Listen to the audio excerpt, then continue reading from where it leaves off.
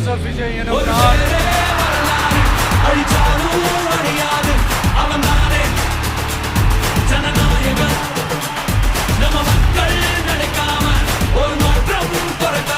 சட்டப்படி அமைக்கப்பெற்ற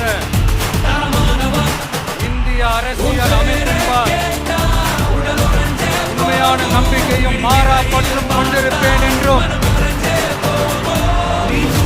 இந்திய நாட்டின் ஒப்பில்லாத ஒரு முதல் ஆட்சியையும் ஒருமையையும் நிலைநிறுத்துவேன் என்றும்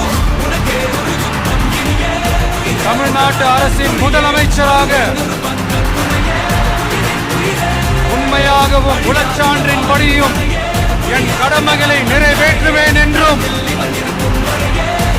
அரசியல் அமைப்பிற்கும் சட்டத்திற்கும் இணங்க அச்சமும் ஒருதலை சார்பும் இன்றி விருப்பு வெறுப்பை விலக்கி பலதரப்பட்ட மக்கள் அனைவருக்கும் நேர்மையானதை செய்வேன் என்றும்